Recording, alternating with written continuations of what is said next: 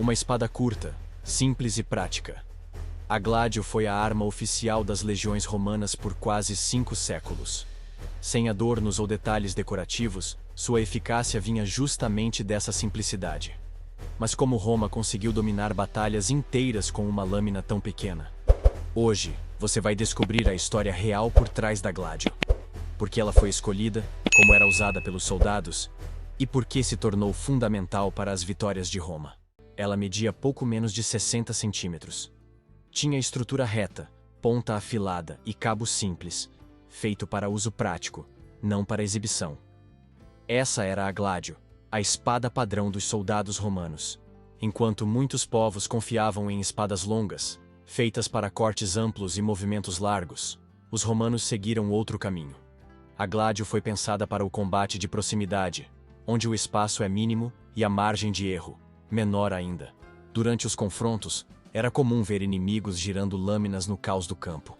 Já o legionário romano se movia com precisão, escudo à frente, passos curtos e a gládio mantida junto ao corpo. Quando surgia uma brecha, o golpe era direto, uma estocada entre as defesas, rápida e contida. Esse padrão de combate não era improvisado, era resultado de treino e adaptação. A gládio fazia parte de uma estrutura militar calculada, que transformava o soldado em uma peça de uma engrenagem maior. Cada centímetro da lâmina tinha uma função, cada movimento, uma lógica. A eficácia da gládio estava menos na força e mais no método. E foi com essa mesma arma que muitos lutadores das arenas também se enfrentavam, o que mais tarde daria origem ao termo gladiadores. O nome gladius soa romano, mas a verdade é que Roma, tão conhecida por sua força, também sabia ser humilde diante da eficiência, e foi justamente num dos momentos mais difíceis da sua história que ela fez isso. Durante as guerras púnicas, enquanto enfrentava o exército de Cartago, Roma teve que lutar não apenas contra elefantes, navios ou estratégias de Aníbal, mas também contra povos aliados aos cartagineses. Entre eles estavam os celtíberos, guerreiros da Península Ibérica, que combatiam com uma espada curta. Essa arma não era longa como as espadas gregas, nem curva como as cimitarras do Oriente. Era curta, pesada e com uma lâmina que parecia feita para um único propósito: penetrar carne e atravessar ossos. Roma observou e aprendeu.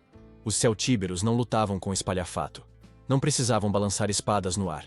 Eles se aproximavam e perfuravam, rápido, silencioso, mortal. Foi um choque para as legiões. Muitos romanos morreram nas primeiras batalhas por não entender como lidar com esse estilo. Mas Roma não era um império ainda. Era uma civilização forjada na adaptação. E quando via algo que funcionava, não hesitava. Copiava, adaptava, melhorava. Assim nasceu a Gladius Hispaniensis, o Gládio Hispânico, a primeira versão da gládio romana.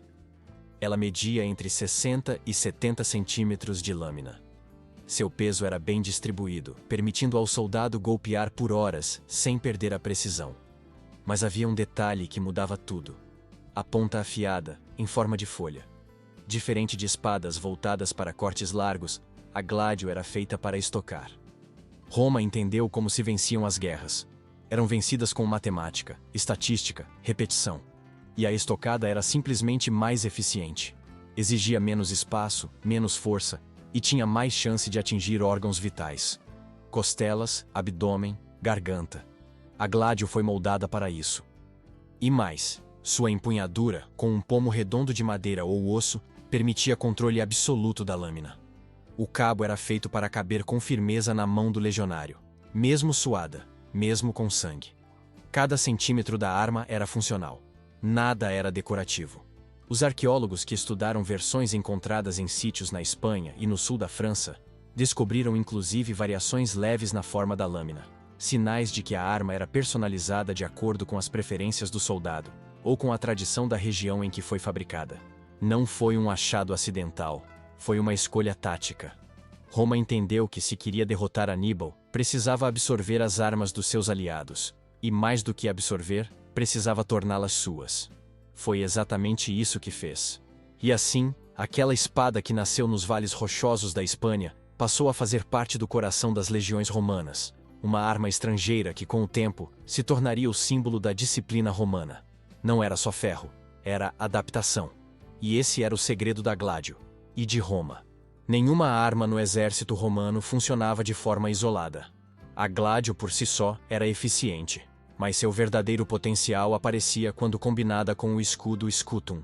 O soldado romano não lutava de forma aberta, em duelos individuais. Ele fazia parte de uma formação compacta, onde o escudo protegia não só o corpo, mas também criava espaço para a ação. Quando os soldados avançavam juntos, formavam uma linha contínua de madeira e metal que se movia em bloco. Nessa configuração, a Gládio era usada de maneira direta. Por trás do escudo, o legionário dava pequenos passos, identificava brechas e aplicava estocadas curtas. Não precisava de grandes movimentos nem de espaço livre. Bastava um vão entre as defesas inimigas, e o golpe vinha. Costelas, abdômen, base do pescoço. A arma era feita para atingir pontos vulneráveis com rapidez. Enquanto muitos adversários confiavam em golpes largos e de impacto, os romanos seguiam um padrão preciso. Escudo à frente, estocada e recuo. Tudo repetido de forma quase mecânica. O objetivo era manter a formação coesa, causar dano e avançar com segurança. A Gládio, junto ao escudo, fazia parte de uma técnica pensada para vencer pelo controle, e não pela força bruta. Ao longo dos séculos, a Gládio passou por modificações. Essas mudanças não eram estéticas, mas funcionais. Refletiam as necessidades do campo de batalha e a evolução do exército romano. Gladius Hispaniensis, aproximadamente 218 até 100 a.C. Foi o primeiro modelo adotado oficialmente pelas legiões, com origem na Península Ibérica. Tinha lâmina longa, com cerca de 60 a 70 centímetros, levemente curva e ponta afilada. Usado especialmente durante as guerras púnicas e o período republicano. Gládio de Mainz, aproximadamente 100 a.C. até 50 d.C., surgiu na região da Germânia, com uma lâmina mais curta e larga que o hispânico, e uma ponta ainda mais afilada. Era uma arma de transição, adaptada para combates mais próximos e formações mais compactas. Gládio de Fulham, aproximadamente do ano 50 ao ano 100. Uma variação do modelo de Mainz, encontrado principalmente em sítios arqueológicos na Britânia. Tinha a lâmina mais retilínea e ponta ligeiramente menos marcada. Sua presença indica variações regionais dentro das legiões. Gládio de Pompeia, aproximadamente do ano 50 ao 300. O mais padronizado de todos e o mais associado ao auge do Império. Tinha lâmina reta, curta e simétrica. Era mais fácil de fabricar em larga escala e ideal para o uso repetitivo em formações fechadas.